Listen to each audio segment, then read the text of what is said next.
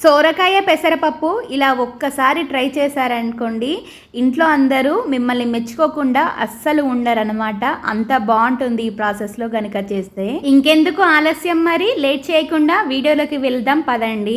సోరకాయ తీసుకొని మంచిగా చెక్కు తీసుకొని కడుక్కొని చిన్న చిన్న ముక్కలుగా చేసుకొని ప్లేట్లో అయితే పెట్టేసుకోవాలి. తర్వాత పప్పు కోసం ఒక 3 రెమ్మల కరివేపాకు గిల్లుకొని ప్లేట్లో పెట్టుకోవాలి. అలాగే ఒక ఎండుమిర్చిని కూడా పక్కకు పెట్టేసుకోండి. తర్వాత పప్పు కోసం ఒక గ్లాసు పెసరపప్పునైతే తీసుకోవాలి. ఒక టీ గ్లాస్ తీసుకొని మంచిగా కడుక్కొని ఇలా ఒక 2-3 సార్లు కడుక్కోవాలన్నమాట. ఏమన్నా చెత్త ఉంటే మంచిగా నీట్గా పోతుంది. తర్వాత స్టవ్ ఆన్ చేసుకొని ఒక గ్లాస్ వాటర్ పోసుకొని ఒక 4-5 నిమిషాల పాటు మంచిగా సిమ్లో పెట్టి మంచిగా ఉడకనివ్వండి.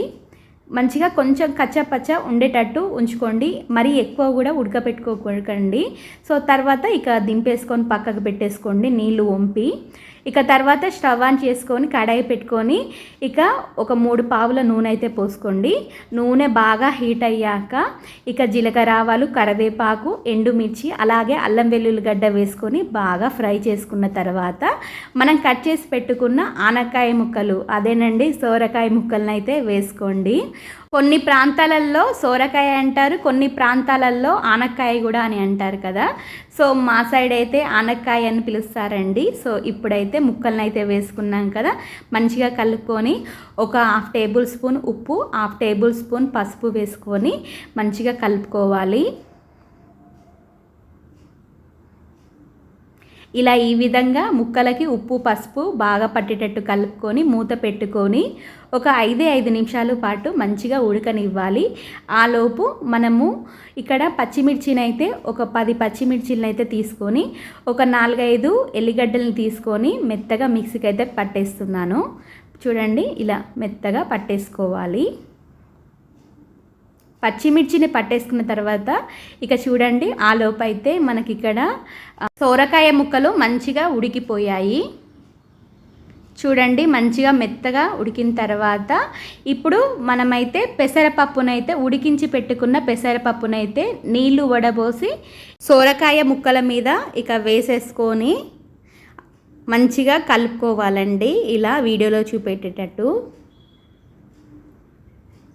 కలుపుకొని మనం ముందుగా మిక్సీకి అయితే పట్టేసుకున్నాం కదా పచ్చిమిర్చి, సో అది కూడా కొద్దిగా వాటర్ అయితే యాడ్ చేసి కలుపుకోవాలి. కలుపుకొని ఇలా కర్రీలో అయితే వేసేసుకోండి. వేసుకొని మంచిగా కలుపుకోవాలి. ఇలా ముక్కలకి కారం పట్టేటట్టు మంచిగా ఒకసారి అయితే కలుపుకోండి. పచ్చిమిర్చి చేసి వేస్తేనే పెసరపప్పు సొరకాయ బాగుంటుందండి ఎండుమిర్చి కంటే. తర్వాత ఒక టేబుల్ స్పూన్ ఉప్పు అయితే యాడ్ చేయండి. మనము పచ్చిమిర్చి మిక్సీకి వేసేటప్పుడు అయితే వేయలేదు, ఎందుకంటే మనము ఫస్ట్ అయితే కొద్దిగా సాల్ట్ అయితే యాడ్ చేసాం కదా. సో వెంటనే అబ్జర్వ్ చేసుకుంటుంది ఆనకాయ ముక్కలను అయితే. సో అందుకని ఇప్పుడు లాస్ట్లో రుచి చూసి వేసుకోవాలన్నమాట ఎప్పుడైనా. తర్వాత ఒక 5 నిమిషాల పాటు మూత పెట్టి మగ్గించుకుంటే ఇలా మంచిగా ఉడికిపోతుందండి.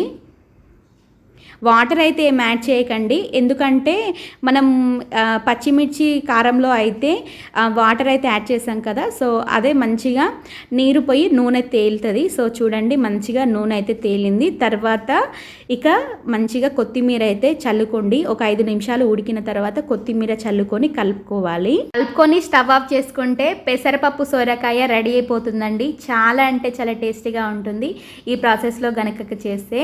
అన్నంలో కానీ చపాతీలో కానీ జొన్న రొట్టెలకు కానీ అద్భుతంగా ఉంటుంది రుచి మాత్రం.